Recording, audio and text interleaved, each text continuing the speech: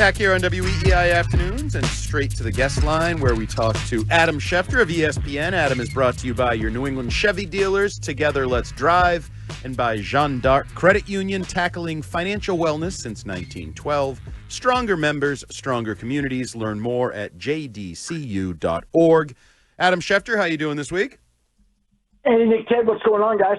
We're good. So we're coming off a fun victory, a blowout victory, Gillette Stadium win. Haven't had one of those in a while. Don't care who the opposing team is. And now we head to Buffalo Sunday night. So let's get it out of the way. Drake Maye versus Josh Allen. Are the comparisons that we make between our young quarterback and their MVP quarterback worthwhile, or are we getting a little too far ahead of ourselves? Well, you're probably getting a little carried away right now. I haven't heard exactly what you said, and Drake Maye is still ascending and growing and has the chance to be a special quarterback, but he's not there yet. Josh Allen is the reigning MVP and a special player. He has proven he's a special player. He's still trying to get to the Super Bowl and win that, which obviously would change the conversation further. But, you know, we haven't seen enough of Drake Maye to put him into that category yet. He has that talent, he has that potential, but to me, he's not there yet. Hey, Adam, you saw Steph Diggs last Sunday have his first 100-yard game for the Patriots this season. He's fourth in catching percentage. He's having a huge impact. He's playing slot. He's playing X. He's playing Z. And considering he had an ACL tear last October, are you surprised to see him out there and being as effective as he is? You know, it's funny. I remember when we initially reported that he was signing with the Patriots, and we could go back and look at the record, but I had a tweet that night that said that the belief was that he had a chance to be ready for opening day to contribute early. And that's kind of what happened. It took to the fourth week of the season before he really made a big mark, but yeah, he's been ready to play, and I think he was ahead of schedule, and he surprised some people, but he's an elite receiver. And he looked good last week, so they need more of that to try to beat the Buffalo Bills Sunday night. Adam, it seems like some of the stars that are often the marquee promoted players in the MVP conversation are kind of struggling a little bit this season thus far. Lamar, Mahomes, etc. In your estimation, is Josh Allen the best player in the NFL right now? I think he's been the best player in the NFL this season so far. Now, you could make an argument for some other people. Puka Nacua has been incredible, but it's a quarterback-driven award largely, and Josh has been the quarterback of an unbeaten team. There are two unbeaten teams left, the Bills and the Eagles. So, again, we come back to a quarterback, we come back to winning teams, we come back to history and production, and he checks the boxes on all of those things, all of them, right? Adam Schefter, ESPN, joining us here on WEEI Afternoons. You bring up the Eagles, undefeated Eagles, defending champs, that whole thing. There seems like there's a weirdness there because I think it was about 10 days ago I saw Drew Brees talking about how he finds that offense boring. He doesn't like to watch it, not his kind of offense. You have A.J. Brown going to social media, kind of, venting, I guess, lack of role in the offense. They keep winning, but what do you think of this whole weirdness with their offense that's going on? Well, I think it's pretty incredible, and I did a little piece of this on my podcast this week, but they now have 63 players, or there are 63 players, who have more receiving yards this season than A.J. Brown's 151. There are 24 quarterbacks who have more passing yards than Jalen Hurts' 609 passing yards. There are 21 players who have more yards from scrimmage than Saquon Barkley's 307. Jalen Carter has yet to record a sack. The Eagles have been outgained by 327 yards this season, which is the fourth worst margin in the NFL, and they're unbeaten. So again, A.J. Brown hasn't gotten on track. Jalen hasn't passed the ball well. Saquon has been mid. Jalen Carter, no sacks. They've been outgained by an average of over 75 yards per game, 80 yards per game. They're average being outgained by. And they're unbeaten. Oof. Explain that. That's scary. That's scary, Adam.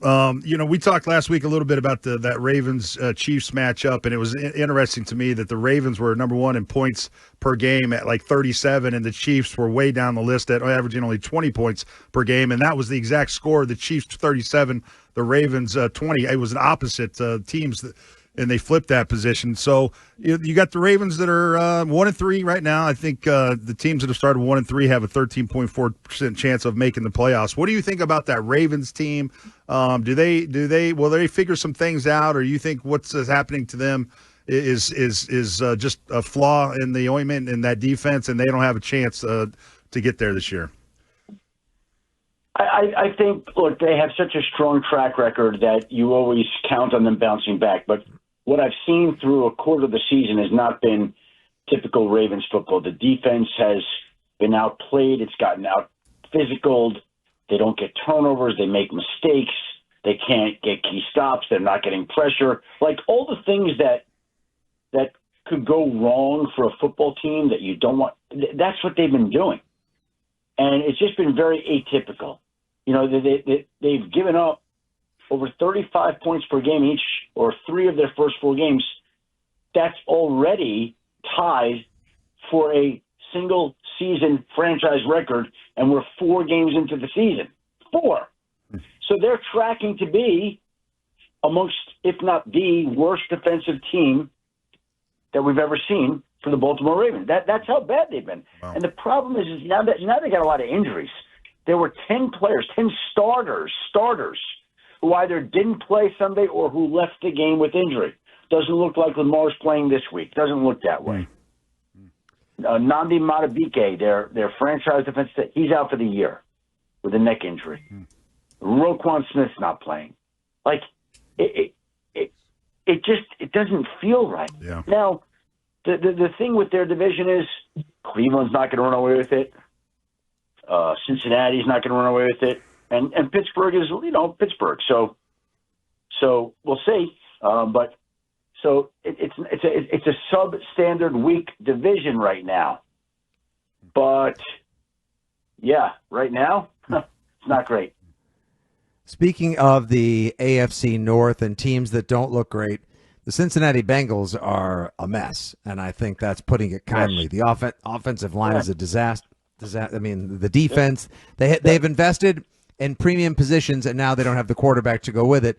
So, Adam, that leads me to ask, do you think there's any chance, especially from a team that could use a wide receiver one like, Tee Higgins, you think there's any chance the Bengals by the deadline could go into sell-off mode? Well, I would say this. I've actually was on the phone with a couple of teams today, and they're like, that's what the Bengals should do. That's what they should do. But that's also not the way the Bengals have operated. Now, again, what gives there? And also, I think they probably don't think, like we're thinking, and they think they're going to turn it around and win games. They're 2-2.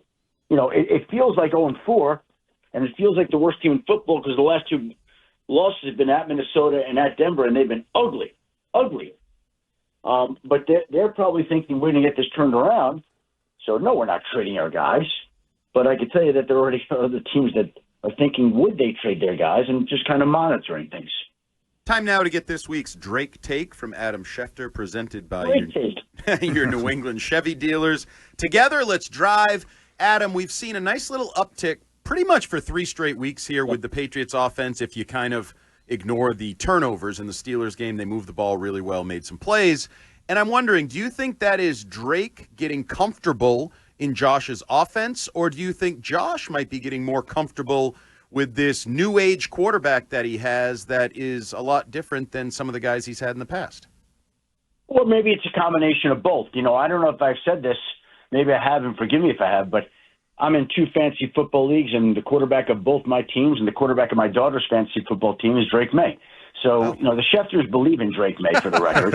And we're happy to see this. We're happy to see this uptick in production, and we certainly are rooting for more of it, especially Sunday night in Buffalo. But I just think it's a combination of him getting comfortable in Josh's offense, Josh getting a better feel for him. And when you talk to the people in that organization, the sense I've gotten is that, they feel like he has the chance to develop into a special quarterback. He's young. It's just starting out. It's early, but he's got a chance to be really good, and he's played well.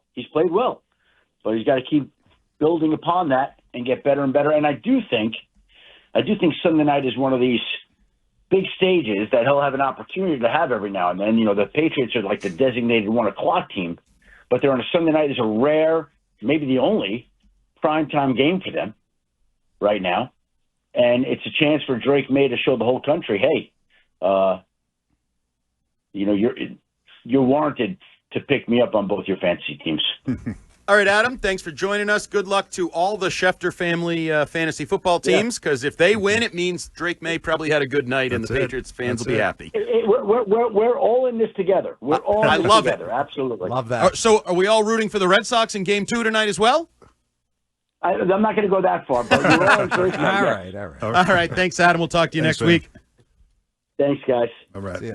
That was Adam Schefter, ESPN, a noted, apparently, invested Drake Maye fan as Patriots head to Buffalo. Probably put a little of his own scuttle up to play these fantasy leagues, so got a little money riding on Drake. He's invested in Drake Maye like the rest of us are.